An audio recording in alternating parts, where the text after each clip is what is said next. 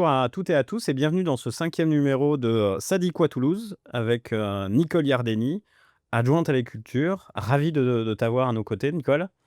Moi aussi, ravie. On va parler culture parce que c'est un sujet important pour nous, important pour chaque citoyen et important pour toi. Et justement, c'est quoi pour toi être élu à la culture à Toulouse? Être élu à la culture, c'est, comme être élu, dans toutes les autres délégations et tu le sais, que ce soit la politique de la ville, au bien manger ou aux finances, c'est être au service des autres et à la culture, on est au service de ce qui permet de se relier les uns aux autres. La culture pour nous, et nous le partageons, c'est permettre à tous les Toulousains, où qu'ils soient, de se sentir partie de quelque chose, de se relier les uns aux autres, de se relier à ce qui est venu avant eux, à ce qui viendra après eux, de se relier, à la beauté, à l'émotion. Heu, la culture, c'est ce qui circule, c'est ce qui permet aux gens de se rencontrer et de partager collectivement quelque chose. Sinon, on reste chez soi, on regarde Netflix, on écoute Spotify et le but qui est, que nous poursuivons, c'est cette, capacité à vivre une expérience, à vivre des rencontres de façon collective et ce qui permet, très fondamentalement, à une ville, de faire, corps. Cohésion, alors tu parles d'émotion, de lien, mais est-ce qu'il y a une signature culturelle toulousaine ou Oui, pas? il y en a une, c'est, l'authenticité. D'accord. Pourquoi? Parce que nous sommes loin des côtes, loin de grands axes et donc nous sommes au milieu d'une région et c'est, ça nous a conduit à fabriquer notre univers. C'est donc l'authenticité, la simplicité aussi, c'est ce que nous disent tous les gens qui arrivent ici. Il y a une simplicité, évidente dans la manière, qu'ont les gens d'aborder, les questions culturelles, mais toutes les questions et c'est la qualité.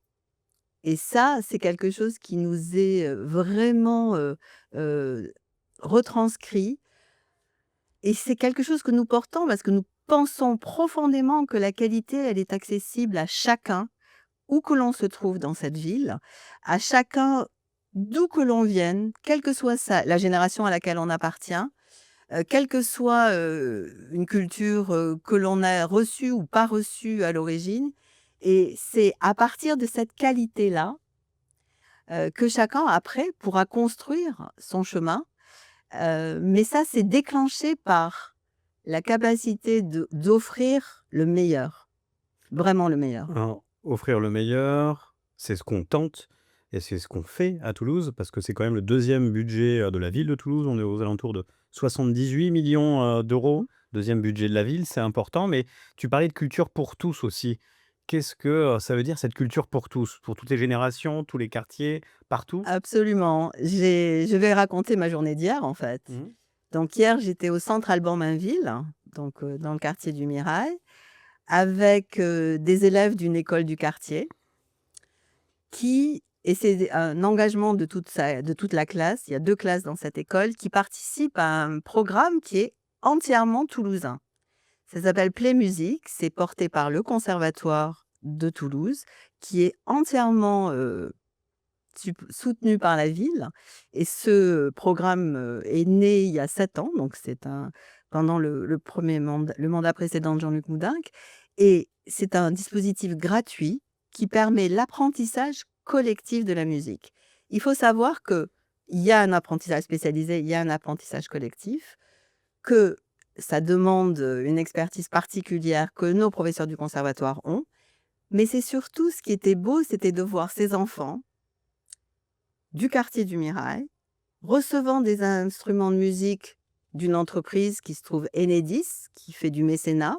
Nous avons besoin d'instruments de musique, qui ont des professeurs qui vont ils ont 8 ans, hein, qui vont leur permettre d'entrer dans la musique, non pas de façon passive, non pas parce que, voilà, ils ont écouté, quelque chose sur leur téléphone, ou, à la maison, mais de façon, active, en ayant, conscience des choses et ils étaient radieux, c'était leur deuxième cours Je vais te faire rire parce que, il y avait des euphoniums et je me C'est rappelle quoi un très bien. euphonium? C'est exactement ça.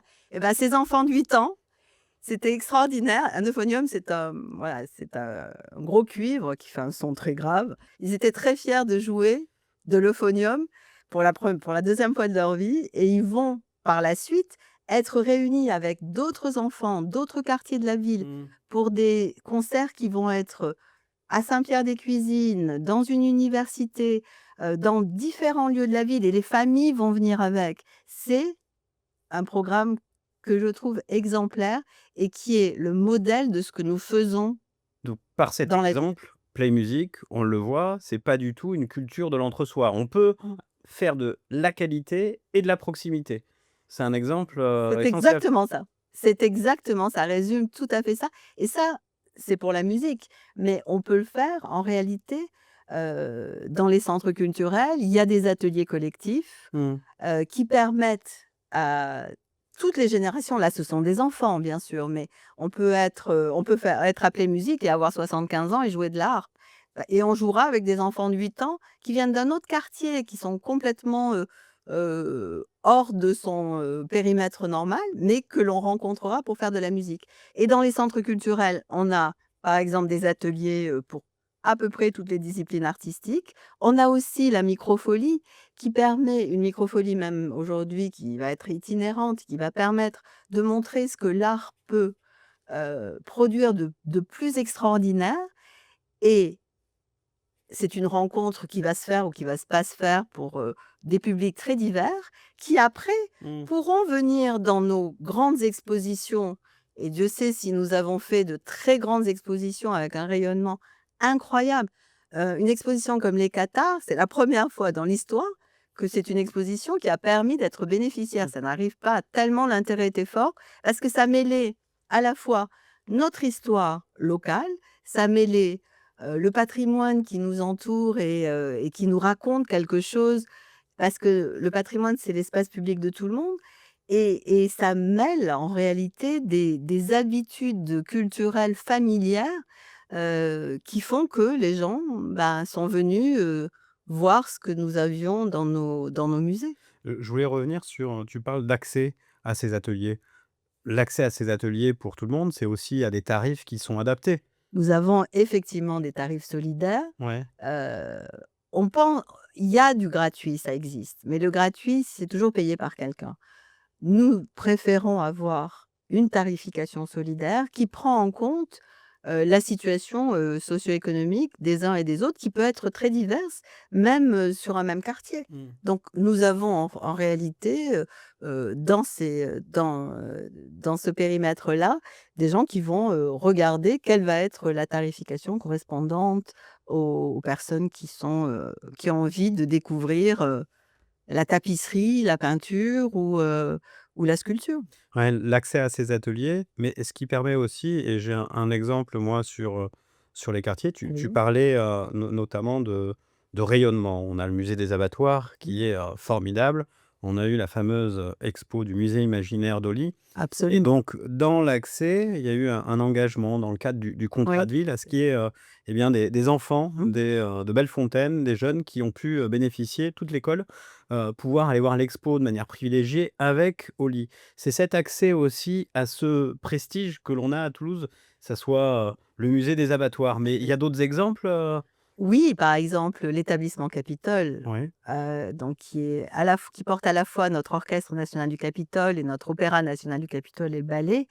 Il y a 24 000 enfants, qui chaque année assistent à des répétitions Mmh. ou passent dans nos ateliers. Nous sommes un des derniers, lieux en France, où, nous fabriquons tout dans nos ateliers depuis, la perruque jusqu'aux bijoux en passant par, les décors et moi je sais que ma propre fille était passée dans un atelier costume, il y a quelques années et ça avait été pour elle, un moment magique en fait. Comment est-ce qu'on passe derrière les coulisses? Mmh. On a, bon, tout le monde connaît maintenant les journées, européennes du patrimoine, mais aussi on a la journée de l'opéra, on a, notre orchestre, national du Capitole travaille avec des jeunes du conservatoire ou du pôle supérieur de l'ISDAT qui permet, à des jeunes gens, alors là, c'est vrai, des jeunes gens qui ont déjà une expérience culturelle, hem, exigeante parce que maîtriser un instrument de musique ou maîtriser la danse, c'est exigeant. Mais, l'exigence, c'est souvent, porteur de joie Mmh. parce que, avoir réussi à maîtriser quelque chose, je reviens à mes enfants de play musique, le fait de maîtriser le souffle, par exemple, ou de maîtriser le fait d'être ensemble, pour commencer et pour finir, c'est exigeant et c'est, actif et c'est bénéfique, pour bien plus que, la discipline artistique. Mmh. Mais on parle tu nous donnais des exemples sur, l'Orchestre national du Capitole, que ça soit la Halle au Grain, pareil, le théâtre, toutes ces salles majeures, ces événements. Alors, ça sert aussi et ça plaît beaucoup parce que je crois qu'il y a plus un taux de remplissage qui est quand même exceptionnel. C'est-à-dire que les Toulousains sont aussi friands de cet exceptionnel. Absolument et ça, c'est tu as absolument raison. Notre taux de remplissage Ouais, des lieux où la qualité est reconnue, nationalement et internationalement, c'est 95 de d'accord, remplissage. Avec des tarifs, on peut avoir un concert à 5 € d'accord. et un opéra à 10 €. Un rose festival qui a accueilli 110 000 personnes, donc on fait le plein. Ah, on fait le plein absolument partout et d'ailleurs, c'est très intéressant parce que tous les artistes le disent. Ce qui est très intéressant à Toulouse aussi, c'est parce que les gens sont habitués à la qualité que nous portons, vraiment, que, ils savent la repérer Mmh. et les artistes, qu'ils soient sur les scènes de Rio Loco ou sur les scènes du Capitole, disent qu'à Toulouse, il y a, une qualité du public. Mmh. C'est vraiment, remarquable et partout. Je vais prendre Cal Eastwood. Cal Eastwood, le fils de Clint Eastwood, qui est un excellent jazzman. Il a composé beaucoup de musique de films de son père. Il était là pour le festival de Toulouse, au mois de juillet, il y a un peu plus d'1 an et il est allé faire une intervention à la Brique Rouge à Ampalo, avec, des enfants ou des gens, différents dans le quartier de la Brique Rouge et c'est un aller-retour entre le théâtre de la Cité où c'est produit, devant une salle, enthousiaste et hem ce qu'il a vécu, à la Brique Rouge avec un public qui parfois peut venir, Mmh.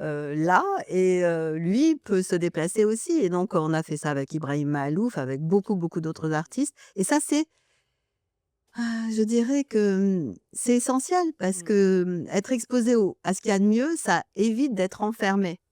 D'être enfermé dans ses certitudes, d'être enfermé dans son territoire, d'être enfermé dans une forme, ou dans un niveau culturel, ça permet, de la liberté. Donc des expos, le fils de Clint Eastwood, finalement on n'a plus besoin d'aller à Paris pour aller faire de l'exceptionnel désormais, on peut être à Toulouse. Largement. On a même des gens qui viennent de très loin, je sais plus pour la première de Tarmo Peltokovski, on a des gens qui sont venus, de très, très loin pour voir, cette œuvre de Messiaen jouée par notre, Orchestre national du Capitole, une œuvre, remarquable composée il y a presque 80 ans et une œuvre contemporaine, enfin ou moderne française, jouée bon, c'est vrai que notre orchestre joue beaucoup et joue très bien la musique française et mais on aurait pu faire, 3 ou 4 performances, en fait. Après tu parlais aussi, de Lyon, mais il y a des événements, il y a eu un événement Mmh. un deuxième qui a fait du lien entre tous les Toulousains. C'est l'exemple même. Tu peux nous donner, quelques éléments sur, on y est tous allés de Oui. toute façon? Alors, c'était Le Gardien du Temple, Ouais. 2e édition.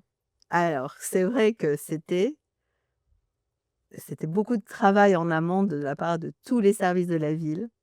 Et ça, c'est extraordinaire parce que on a pu voir, il y avait bien sûr énormément de bénévoles de la compagnie La Machine et de notre côté de la collectivité. Ça a apporté de la joie Mais à ça a tous les Toulousains. apporté, c'était incroyable pendant 3 jours de partager les mêmes émotions avec en temps réel, avec une musique hors de ce monde et c'était, de voir des familles, en fait, qui étaient là, place du Capitole. Moi, je me rappelle arriver place du Capitole et voir des familles, mais d'une diversité complète, partager le même moment d'émotion. C'était, alors pour honnêtement, pour un élu à la culture, tel que nous on le voit, cet aspect incroyablement populaire, 1 200 000 personnes quand Mmh même, mh. pour un opéra en fait, même s'il est joué par d'immenses machines, c'est quand même,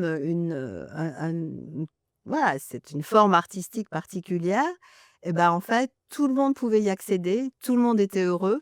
On n'a pas eu un incident, Mmh. pas une violence, une joie dans le regard des enfants jusqu'aux personnes âgées. De la culture de proximité et de qualité, comme on l'a dit, du lien avec des événements populaires, enfin, comme nulle part ailleurs, finalement, ça a attiré beaucoup d'étrangers. Qu'est-ce qu'on répond à notre opposition qui nous parle d'une baisse de financement et comme quoi la culture serait en danger à Toulouse? Hem, qu'est-ce que tu leur réponds? Je dis que c'est grotesque. D'accord. Je dis que c'est grotesque parce que, ça veut dire, qu'en réalité, quel qu'il que pense-t-il? Il pense détenir, la seule définition, de la culture que l'on puisse avoir. Mmh.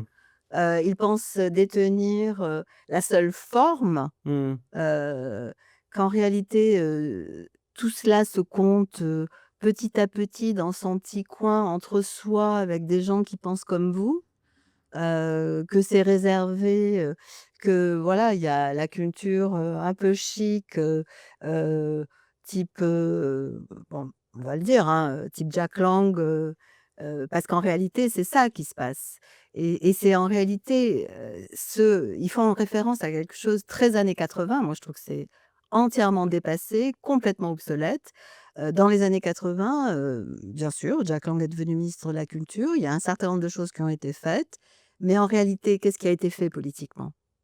C'est pas très compliqué, c'est une forme de clientélisme qui a été mis en place, avec énormément d'argent public, mais vraiment bien fléché l'argent public, vraiment bien fléché et pareil et donc pour une culture relativement de l'entre-soi, assez abstraite, un peu comme ça et le reste, bon, le reste c'était, la culture de masse, du divertissement, on va Mmh. dire. C'est pas on a même il y a même eu à ce moment-là, la volonté d'arrêter la question du répertoire. C'est-à-dire,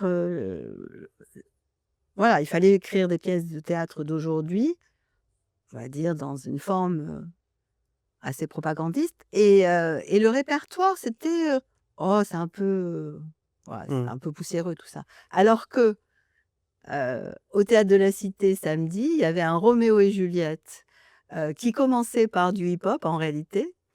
Et qui était, mais je veux dire, c'était bondé, Mmh. bondé On peut avoir de l'exigence avec une grande qualité, comme tu le disais, populaire, en proximité, ça marche et ça attire du monde en plus à Toulouse. et ça attire non seulement du monde comme spectateur, mais ça attire des talents Ouais. et ça attire aussi, pour nous, dans notre collectivité, des directeurs qui s'investissent et ça, c'est très important. La manière de le porter des élus et il y a aussi tous ceux qui, sur le terrain, sont dans l'opérationnel. Ceux qui vont monter nos expos, ceux qui vont, programmer, ceux qui, vont fabriquer et on attire des gens qui, sont heureux de participer à cette culture-là. À cette culture qui a de la chair, qui a Mmh. de la qui apporte cette émotion et qui sait, emporter le public. Heu, ça serait quoi ta plus grande fierté culturelle de ce mandat? Finalement, là, pour toi? L'avant-dernière question. Permettre, aux structures de travailler ensemble parce que chacun aime son précaré. Le lien, on y C'est le revient. lien, exactement.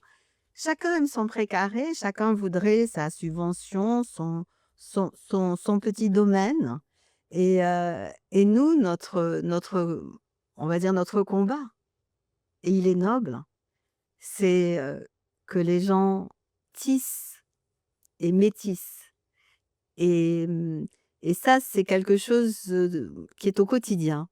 C'est-à-dire, oui, peut-être que vous pourriez travailler, avec, cette structure-là. Heu, tout ce que nous faisons aujourd'hui, c'est ça aussi. Il y a des choses de très grande qualité et maintenant, ce que nous faisons le plus, c'est de faire en sorte que les gens, se relient les uns aux autres. Dans quel événement culturel on va pouvoir te retrouver dans les 2 prochains mois? Oh là, il y en a en fait, Le à dire vrai, un. un, ça sera Don Giovanni, ça c'est sûr. Don Giovanni qui va être donné au théâtre du Capitole, mis en scène par Agnès Jaoui, qui est aussi la présidente de notre cinémathèque, deuxième cinémathèque de France. Ça va être, dirigé à la baguette par, Tarmo Peltokovski, qui est notre directeur musical pour l'Orchestre national du Capitole et je crois que, avoir, à la fois, notre présidente de la Cinémathèque, qui est une actrice reconnue, internationalement, un Tarmo Peltokovski que le monde entier s'arrache et notre orchestre du Capitole, notre voilà, toutes les équipes de notre théâtre qui vont, proposer, 9 représentations, aux Toulousains. C'est, un événement magnifique, magnifique. Bon, très bien, j'essaierai de venir avec toi, mais par contre, tu viens avec moi pour au moins un événement, c'est Maître Gims au Zénith, on ira tous les 2 Absolument, le 30 novembre. le 30 novembre. Merci en tout cas Nicole pour, Merci. ce moment.